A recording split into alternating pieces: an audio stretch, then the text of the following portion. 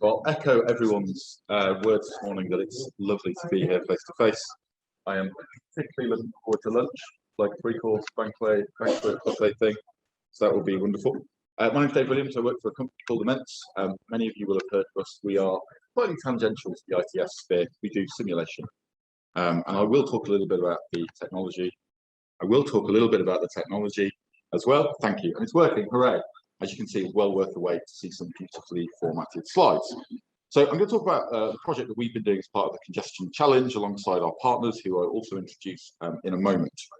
So over the next half an hour or so, I'm going to try and answer these questions for you. Who on earth are we and what are we doing? What's the problem we've been trying to solve? How does it work? And crucially, how do we take this forward? So first of all, what on earth is going on? So, as I mentioned, I work for a company called Immense. We're a British startup. We're about 5 years old, working predominantly in simulation space. In this project, we've also been working alongside two partners. So, an innovation company called 42, who are the program lead, lots of expertise in service design and public sector commercialisation, and also alongside Oxfordshire County Council. So particularly been working with Oxfordshire's iHub team. Ruth is here from the iHub team today. What Oxfordshire are doing this programme is acting as the expert user, as the proto client, for example, but also bringing their perspective on innovation. So those of you who will be aware, working with Oxfordshire is a great experience because they have a dedicated innovation team, particularly looking for solutions to bring them forward in the public sector to help solve these problems. But I won't call Ruth up here to talk right now, but if anyone wants to talk to Ruth about her experience on this, she's right in the middle of the room. So the challenge we've been trying to solve is this one. So we've been trying to create a real-time data-driven tool that's capable of forecasting traffic impacts. Traffic impacts that happen as a result of changing conditions on the traffic network, and that you can therefore use to help with traffic management. So really quite similar to the stuff that Mark's been talking about before, and actually Mark did a really nice segue of explaining why simulation is, I think, the most important part of all of this. Thank you for that, Mark. I'll pull out some keywords, and this will be visiting this throughout the presentation. So real-time data. So this congestion challenge is about real-time data and how do we make better use of that. So I'll be coming back to that later. It's also about forecasting. So I'll talk a little bit more about this later, but we cannot rely solely on data because data doesn't describe things we haven't yet seen. Really, really importantly, close engagement. So at the start of this program, the Government Digital Service was really heavily involved, and a lot of what they do is about accessibility. And I learned a lot of new words, new standards, new frameworks that sometimes we're not that used to in traffic management. I'll come back to that as well. And crucially, and this is central to what I'm meant to do, we're all about creating tools that you don't need to be an expert in. So modelling and simulation is a bit of a dark art, doesn't always have trust from people. And unfortunately, you often need, everyone's laughing, that you often need to be an expert to do it. And it meant we do things slightly differently. We're always about providing modelling simulation for people who aren't experts in modelling simulation. So throughout this project, this is the approach we took. So first of all, we did a lot of focused user needs analysis and user research that allowed us to identify what exactly the tooling needs to do. Secondly, we've been developing a web-based, accessible user interface that is designed to make it simple to use simulation for traffic management. And then finally, we've been deploying the Immense platform alongside a real-time data module that allows for a more tailored application. So a little bit more detail on this. So what problem have we tried to solve? Also known as user needs analysis. So I'm going to try and educate and inform as well as excite around this particular topic. So I want to talk a little bit about UX design. So when I joined Immense about 3 years ago, I've been in the industry for about 20 years. I did not know what UX stood for, and I pretended that I did, and then looked it up on Wikipedia.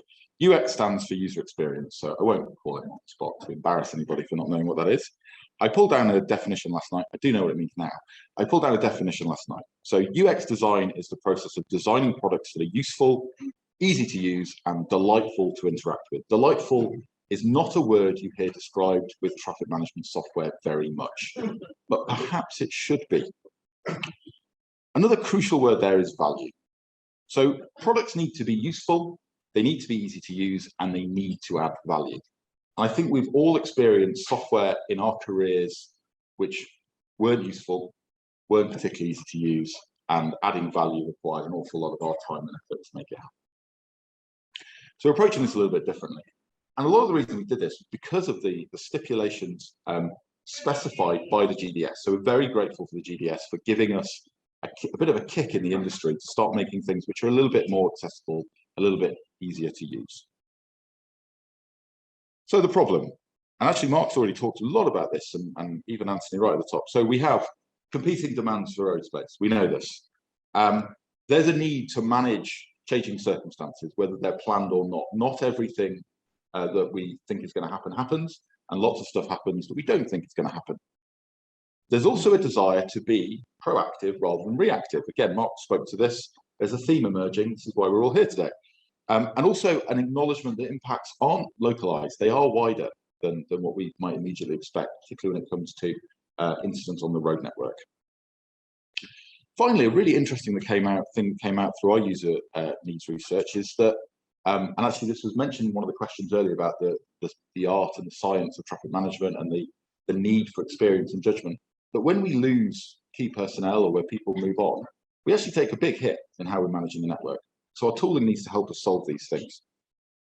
And it all comes around to this, which DFT colleagues in the room will recognize the phrase, as will everyone who's ever worked in traffic management. How do we secure the safe and expeditious movement of traffic under varying conditions? So in many ways, we've just re-specified the problem that we've all been trying to solve forever. Another crucial thing if you're designing software is trying to understand who's actually trying to solve it. So we spoke with a lot of traffic managers, with frontline staff, with control center operators, with signal engineers. And what we found is whilst they needed to be experts in the management and operation of the traffic network, it's also not realistic for them to be experts in every facet of data and simulation. It's too much for one person to be responsible for. So the tooling can't rely on them being experts in these things. We want to make the tooling work for them, not them have to work for the tooling. They also face lots of difficult problems. There are shrinking revenue budgets. There's lack of integration between different tools. People have many, many screens to work with, regardless of the sorts of roles they're trying to do in local authorities and highway operators. And these legacy tools and systems, they aren't always kept in an optimal state. So Scoop, for example, we might put a lot of effort into putting it in place. After a few years, is it what we consider optimal? People really want information. They really want to understand what's going on a lot better. Mark again talked about the need for targeted information so that we can't monitor CCTV cameras all day long. And with this, better visualization of that sort of information on the network is really, really important. And of course, for everyone, there's a desire to be able to do more with less.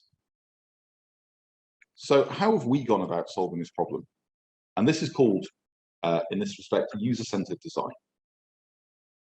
So what we've been developing is a web-based simulation tool that enables the impact of changing network conditions to be forecast, something that can leverage new and better data sources, and something that's designed for experts in simulation and modeling, and something that particularly as an aid to collaborative decision-making. We've set the boundaries of the problem. Now, what's the actual solution? How do you go about defining the solution and how it works? So you may have seen this diagram before. It's called a double diamond. And this is about when you're trying to solve a problem and you're engaging with users, you don't just go away, lock yourself in a darkened room, create some software, and then bring it back and say, here it is, go, use it, give me some money. Because they say, it doesn't really do. And actually, when you spoke to me before, I didn't really necessarily understand every bit of it, so we had to come around. So what the double diamond does is ensures that users are involved right the way through the design process. So we set a challenge, we do a discovery phase, we talk to lots of people, try and understand the problem better, we define the problem, but then when we're developing the solution, stay in close contact with the users to iterate. Because we'll all experience this, things aren't necessarily what we thought, our opinions change. It's really important that we keep close to the users for that. So this is what we've done. So we worked not only with Oxfordshire, but also with a range of other local authorities to talk to people and understand the problems that they're trying to solve. And we call these jobs to do. So working to understand the jobs to do that professionals have to undertake as part of their role, the problems they're trying to solve, we call workflows, steps that they want to undertake to solve a particular problem, and the results that they require. I'll skip over this slide, but essentially we undertake a series of phases then in designing a bit of software, working with users, iterating on it, getting feedback, being told actually that's not right, and then redesigning it until we get to something that's right there. So we went through this with users and got to a stage where we were able to define a user journey. So a user journey is a complete path from registering on a system, inputting your email address or something like that, right the way through to analysis of results that come out of the simulation.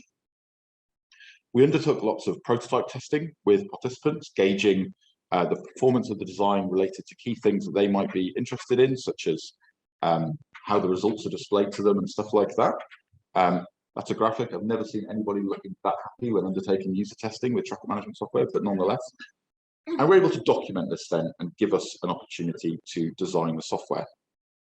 What comes out the other end then are the design outcomes. So the actual software that we've built, and I've got a longer video about this later. So we end up with things which are very map-based, which allow people to navigate around the world that they're familiar with, to interact with the system, to change things, and so on and so forth.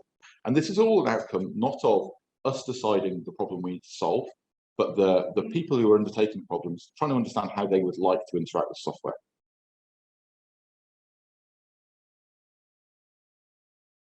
So again, we end up with a set of requirements that allow us to build it. So people want to access a web-based interface. They don't want specialist software. They want to be able to create scenarios of road network intervention, such as an incident or roadworks happening on the network. And then they want to simulate alternative versions of the feature. They want to be proactive. So what's the impact of a intervention on the road network going to mean for flow, speed, emissions, and so on and so forth? And then they want to visualize those results. They want to visualize them on a map-based interface, and ideally that it can recommend courses of action as well. So I'll now dive into the technology a little bit more and talk about how it works. So I'll just say a word about simulation, why we simulate. So we use simulation when we want to test different things. So if we want to test a lot of different scenarios that haven't happened, we use simulation. It is almost always cheaper, quicker, easier, and safer to test things in simulation before doing it on the real world. You wouldn't go and build a bridge without testing it in a digital world first. It's absolutely the way we want to proceed here. So why would we want to implement traffic management without testing it in a simulated environment? Reason being, it's too difficult to do it in simulation. Hence the requirement of having tooling like this that makes it easier to test the simulation. The basics of the problems we're trying to solve here. I'm going to talk a little bit about the detail of how these sorts of models and simulations work. So the basic problem here we're dealing with is one of route choice. So highway assignment problem, where you're looking at how vehicles route under changing travel costs. Crucially, we want to be able to ask what if? What if this happens? What if that happens? What if something else happens? What are the impacts that come out of that? And I'll give you a graphical representation of the highway assignment problem. So we're looking at a virtual network. So this is a virtual network, and we've got a kind of link and node structure that you'll recognize here, where each node represents a way of taking a different route. We've got 2 points on that network, and we've got a vehicle. So the vehicle wants to travel between A and B. What we want to understand in a simulated environment is, how does the choice of route change according to different costs of travel? So, and in this case, when we talk about cost, we're really talking about the time that it takes to travel across the network. So how does that route choice change? But really importantly, we also want to recognize that there are transient changes to that cost. So when things happen on the network, that fundamentally changes how we interact with it. It changes the costs that we incur when choosing certain routes between A and B, and therefore we take a different route. But we need to be able to do this not just for one vehicle, we need to be able to do it for all vehicles. We need to be able to do it across 24 hours a day, because that's when it's important, across the entire day. This is the basis of the model. This is the basis of many transport models. This is the basis of things like SATO, things that are used for strategic modeling and planning, but they aren't used enough in operations. They're increasingly used in operations. There's a cool deployment in York at the moment, but but they aren't used enough because they aren't accessible to a wide enough range of people, and they aren't simple enough to use that it can be deployed easily. You can't wait weeks for a result in this sort of situation, which you can in an infrastructure planning sense. And this is what the Immense platform does. So the Immense platform is a cloud-hosted simulation of what we call agents, so individuals within a digital world. So we're able to test things like closing a road in a digital environment and then represent a day in the life of those agents. So it gets us our key performance indicators that we're really interested in, such as speed and flow. We get them out in the digital world and make them available to people much more easily. Crucially as well, it's architected for the cloud. So everything is cloud hosted. So you don't need a special computer. You don't need a workhorse under your desk. You can just access it through a web browser. I mentioned earlier the big point of this challenge is around real-time data. So I've talked about simulation, what it does, and how we can test things that we want to see the impact of in a model before going out on the network. But what's real-time data got to do with that? Well, real-time data can really help us make this better. It can help us make it more tailored to an operational environment as well. So the data that we rely on in transport modeling and simulation, it's changed a lot in the last 20 years. I think many of you will remember these tools of the trade, the trundle wheel, the bit of string, the manual traffic counter, and I'm sure lots of us had great experiences as graduates standing on the side of the road counting cars. I don't think it happens enough now. I'm very tempted to send some of our grads out to do that. As much of a rite of passage it might be for people in the industry, it's expensive, it's disruptive, it's time consuming, and you can only do it in a periodic sense. And we're seeing that it doesn't really lend itself to understanding variation. We end up understanding a typical.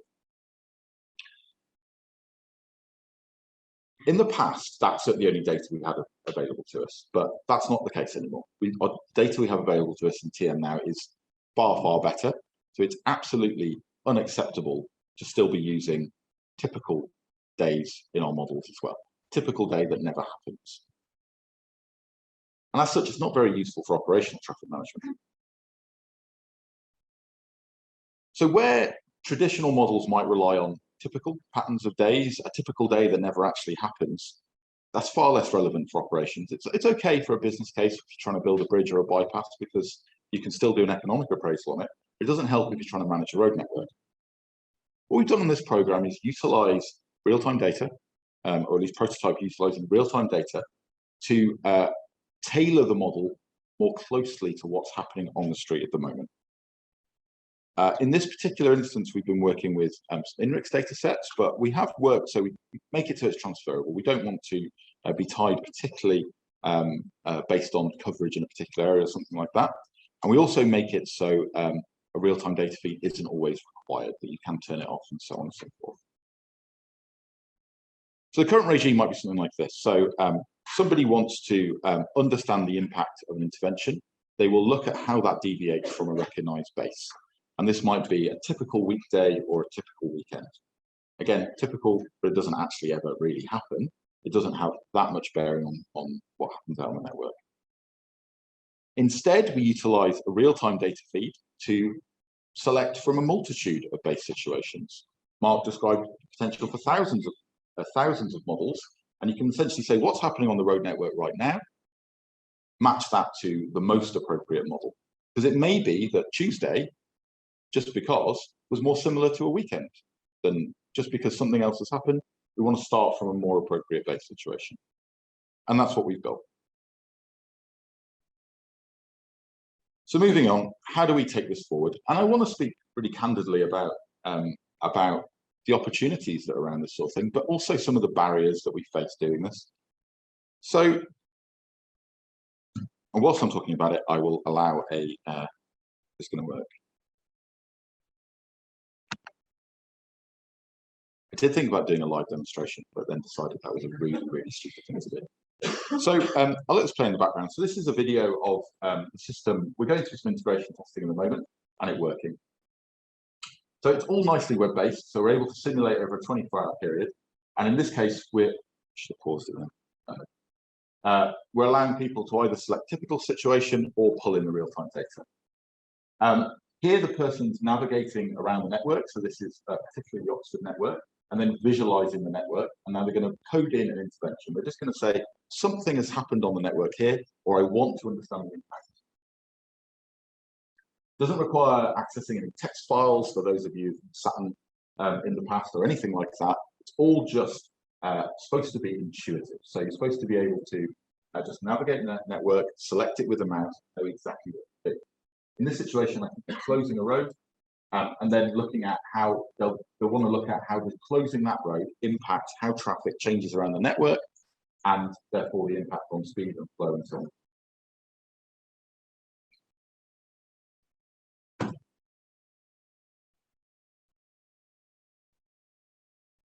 So right now we are finishing off some development and doing the integration testing, and then moving forward to Q4 and Q1 next year, we're doing much more focused user testing and trialing with Oxfordshire. The idea really to get the tool working completely properly and in the hands of people, so we can continue getting that feedback and understand how it works.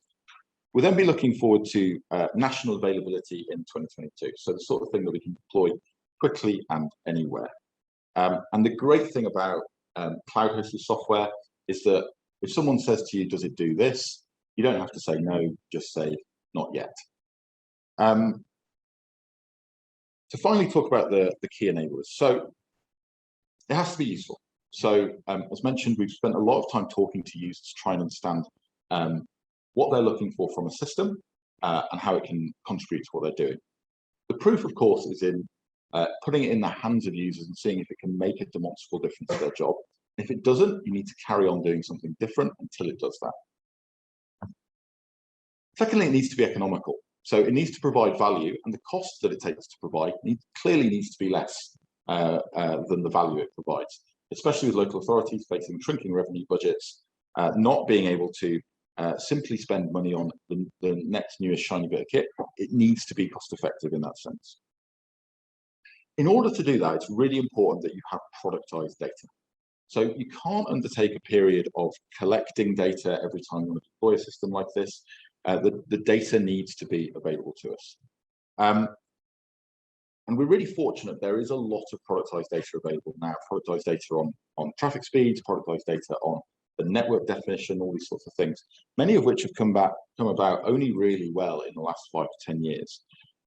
But signal data remains a really big issue. And there are some initiatives from the department to try and have better standards around signal data. But still, we find that sometimes signal data is just still held on timing sheets, is written in pencil. It just isn't well understood. It happens. It's understood why it happens, but it's not very helpful from a modeling perspective. It doesn't make it easy for us to deploy elsewhere.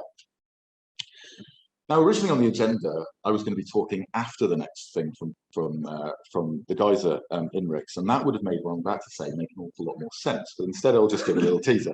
So we've had a lot of problems with signal data, trying to make it readily available.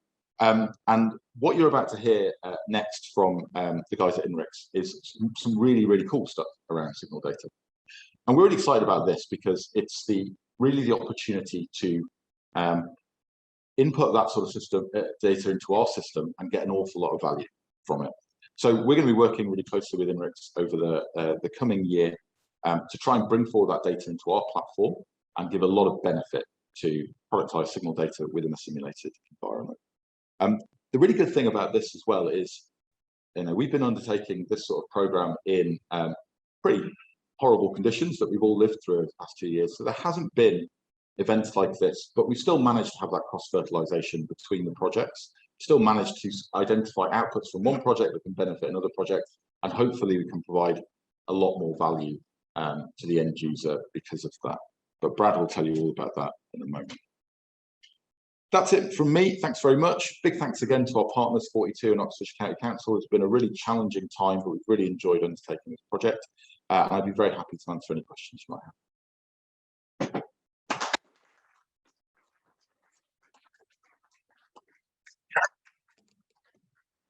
So I'll use this one for the moment. Let's see, do we have any questions about what we've just been hearing in that presentation. I'm not seeing the hands leaping up here, but as the complete layman of them, because I'm not an engineer of any kind, could you explain to me, when you're talking about signal data, what is it about the signal that that data would tell me?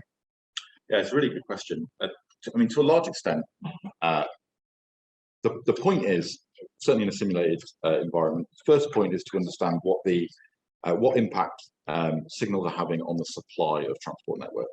So we can measure carriageway space really easily. We understand link length, we understand capacity. The signals, especially in urban areas, have a massive impact on capacity. So on a very basic level, we need to understand the capacity constraint the signals have. And that could be measured in lots of different ways. So you can measure it purely in timing sense. You can also measure it in terms of how it changes journey time through a junction throughout the day. But it's all about understanding what's the impact of signals on the supply. You need data for that. Okay. Conscious in the town where I live, there are fixed traffic signals. It feels to me as if for the last 18 to 20 months, I won't say which highway authority it is, has basically brought in every temporary traffic signal in the country, as have all of the utilities, and scattered them in a slightly random and liberal manner in a very effective attempt to stop me from being able to get bloody anywhere. How do we cope with that mix of the fixed signals, which presumably you guys know what you fix them to do, and then these temporary, these endless utility works coming in? Is that something that could be modelled as well? Yeah, absolutely, absolutely. So I mean, Adam from Want Networks in the back, I'm sure he would tell you that works coordination is a tremendously important thing. And in this day and age, I don't think there's really any excuse for not, but I don't mean individually, but as an industry, for not understanding the state of the network. We have enough tools going on. But yeah, you're absolutely right, Steve. That is exactly the sort of thing that we want to be able to test the impact of. Not so much the massive interventions where we do test them at the moment. You know, we want to build a bypass, we do test the impact that will have. What we don't test is a set of temporary works over there, a set of temporary works over there, a set of temporary works over there.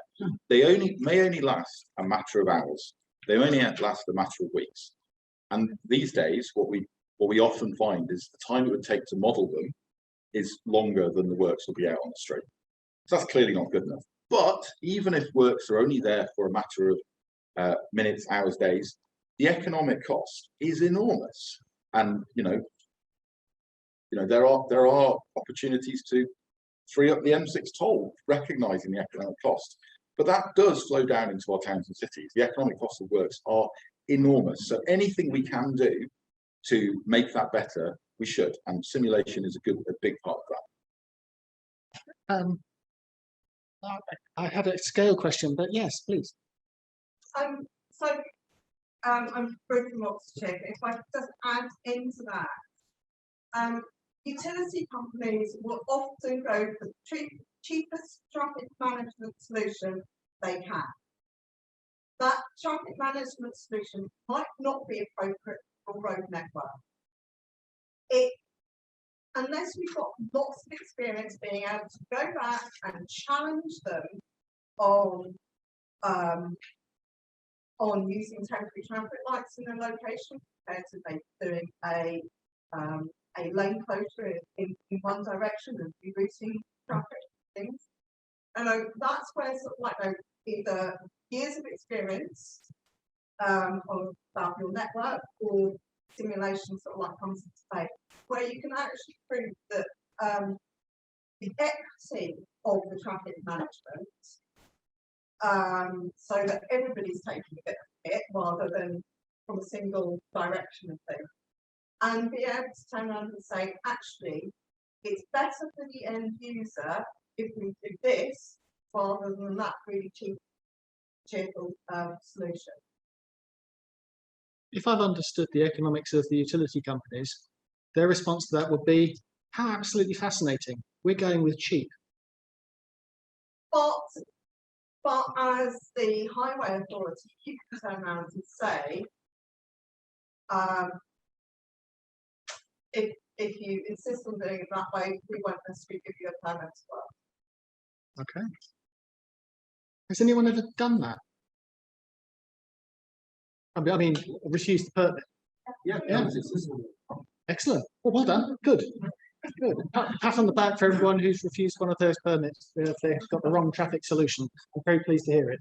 Right, I saw 2 hands go up. So I'm going to go for you, sir, first, and then I'm going to come to you. How about human intervention, where you call it, or when you have a temporary traffic signal, you've got a human operator that's looking at the queue and sort of saying, I will give that one more priority. So that will be their way of sort of getting around, you know, peak hours. We'll have a human to monitor traffic. How about those sort of? Yeah, it's absolutely on the cards. I think one of the important things about all models is that we use them as decision support. It's not a crystal ball, and we follow it blindly. It is an abstraction. Some of the more complex human interactions with our networks at the moment, they're really difficult to simulate. Really difficult to simulate. But I'm absolutely sure it's possible.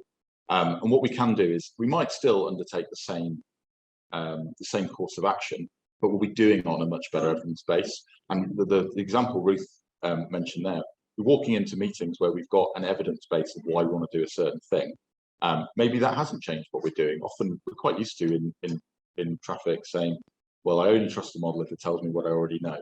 That's not a great way of approaching it, but it does give us that evidence base to make those decisions a little bit better.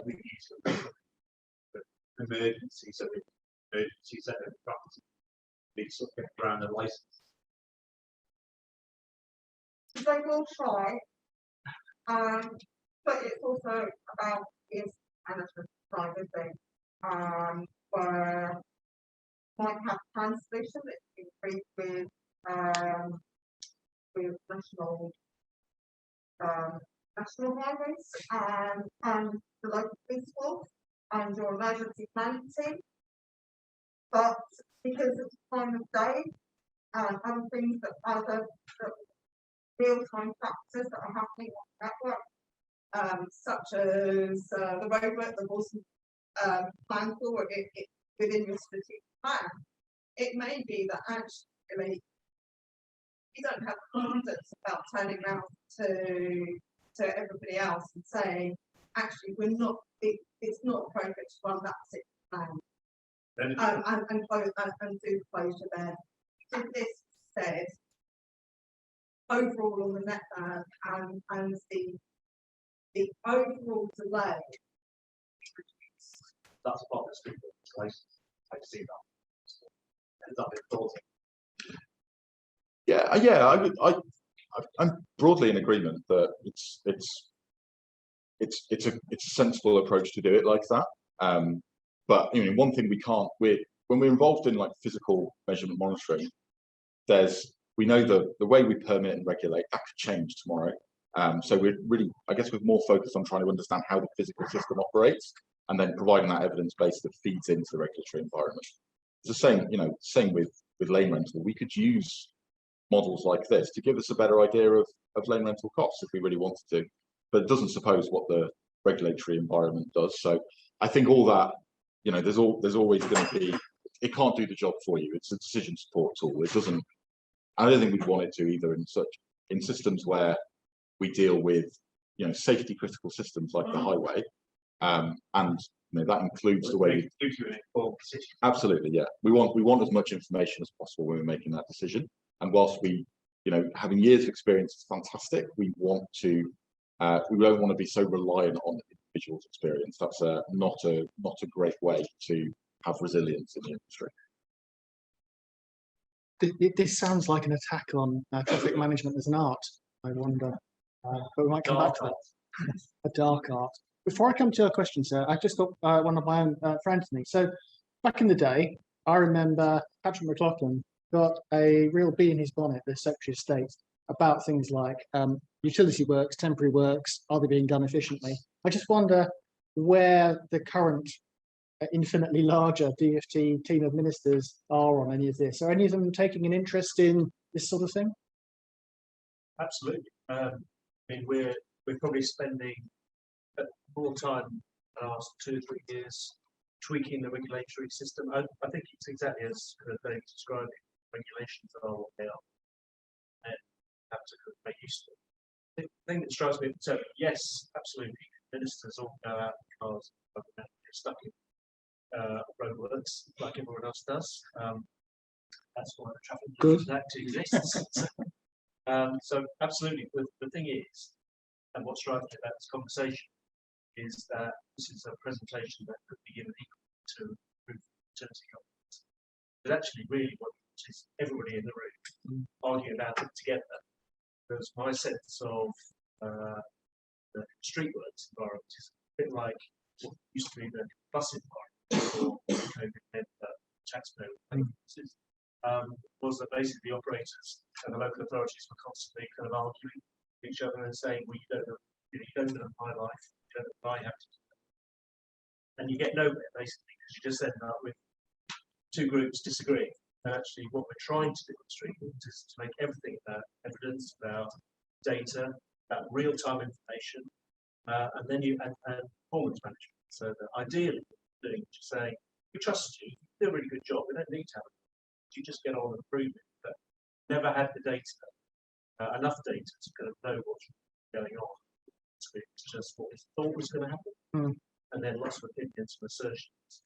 So I think that this is all very interesting. I go to meetings with BCMS talking about rolling out broadband, which is going to big up roads for the next knows how long.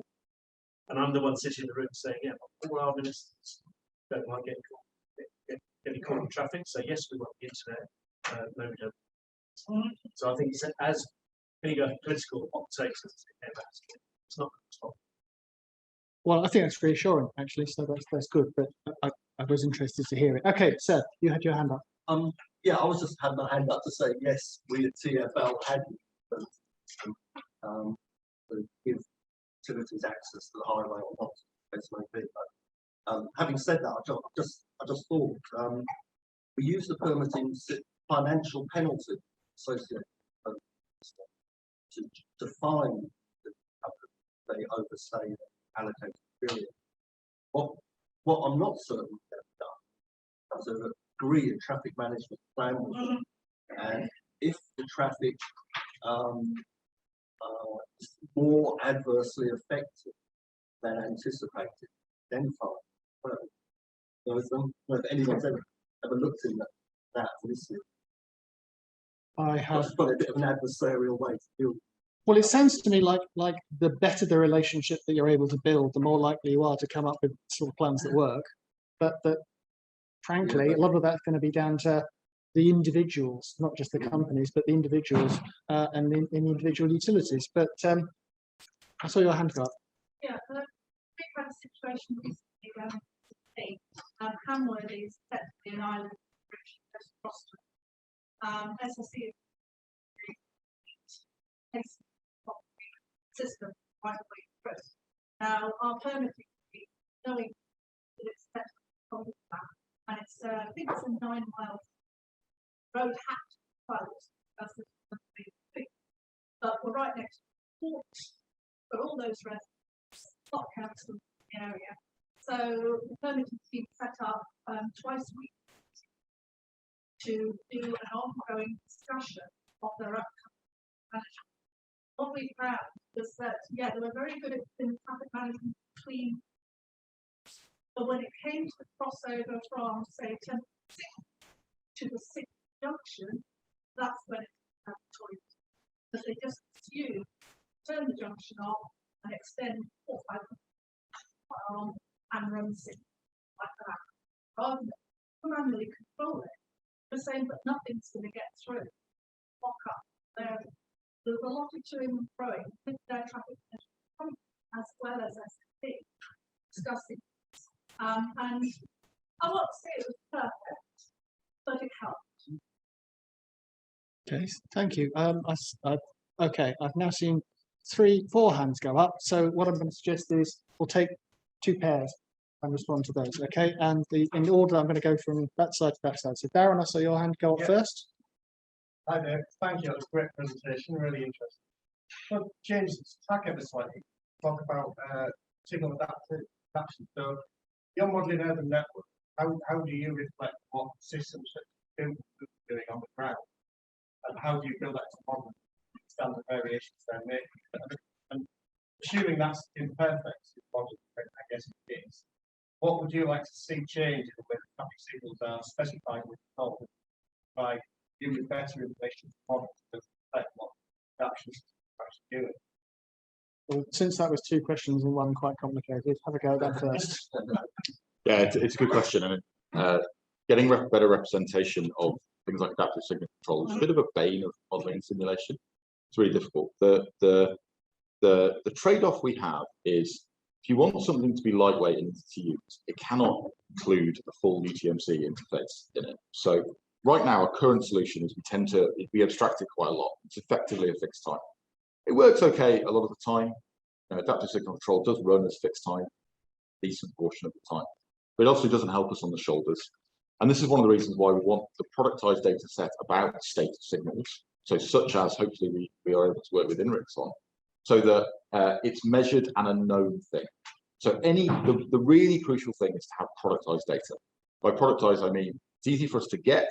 It's of a standard format. So that means if we were deploying in Oxford, it's the same as deploying in Ipswich or Cumbria or North of Scotland. We want it to be the same. Being a small British company as well, we also really, really want to be able to export the tech. So we want to be able to commercialize it overseas. So we really need international standards around signal data, around how they're described and so on and so forth. Some of those obviously do exist, and Connected Car World has been quite helpful in dragging forward some signal standards, but that's the most important thing for us, being able to get data. Once it exists, we'll be able to work around it. Things like DataX2, it's not going to be really good enough. It's for that sort of future. It needs to be much more straightforward. Did I answer both your questions? Okay, thanks very much. I saw your hand go up next. Yep. It's really interesting. It's been really useful. I think one, traffic management, and also so outside the not just think about example where national highways close no network night, then traffic comes through our urban network. Now that's not code. So it's very difficult to use your experience and go back to the jar. What the hell is going to happen? But we're going to simulate that. So look, traffic protection in the residential codes actually queues of HGV being the traffic signal. So how do you simulate that? They use those big scenarios, but take the basic network and change it, being more completed by traffic, something that does all the stuff coming off to use road network, how the hell's a road? Yeah, I could not agree more. So it's journeys don't know administrative boundaries, and if any of us are driving a long way, we have no clue whose road we're on at any given time. And you know the coordination between traffic management. I know Stu and the guys in TFWM have had a really hard time working across many authorities. And the way they've solved it is to bring data together. Need to bring data together, and it's the same with predictive tools. We need to be able to look across things. Not agree more. Thank you. Now I saw two hands go up in this direction. I can only see one at the moment, so I'm going to go with you, sir.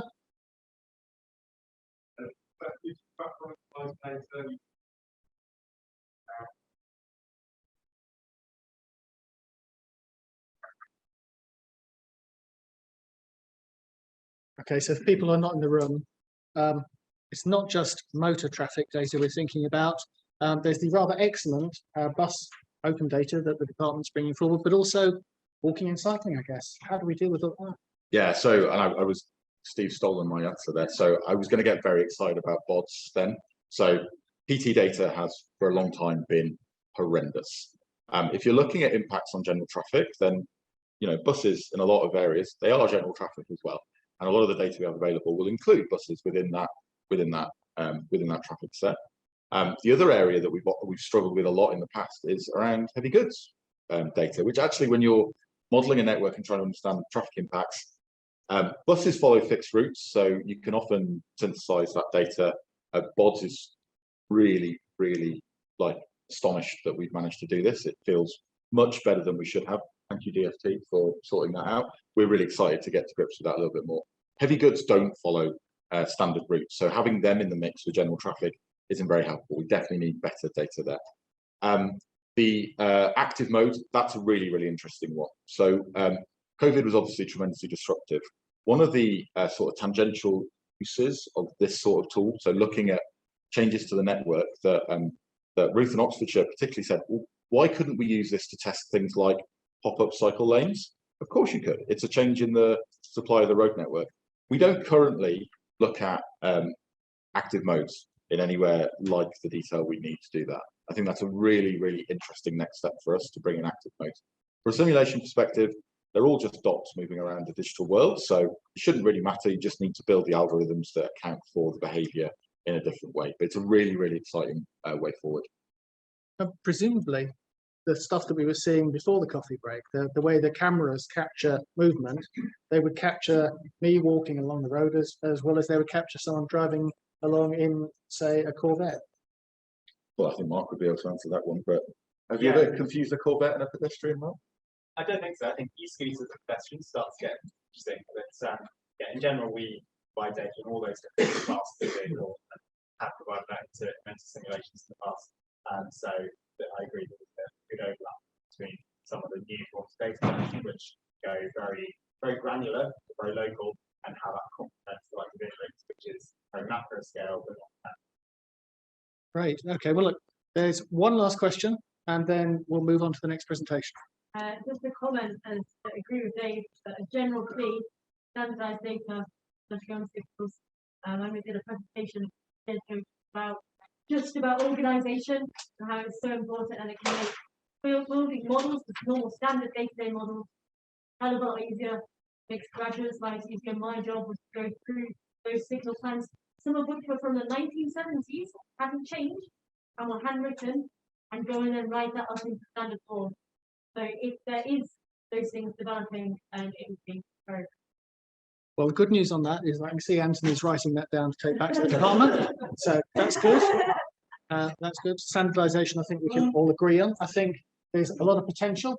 What you've done, there's more work to be done. And if by any chance you're in the room and you're involved in the Bus Open Data Project, take a bow. Right, Dave, thank you. Let's have that. And we're going to switch over.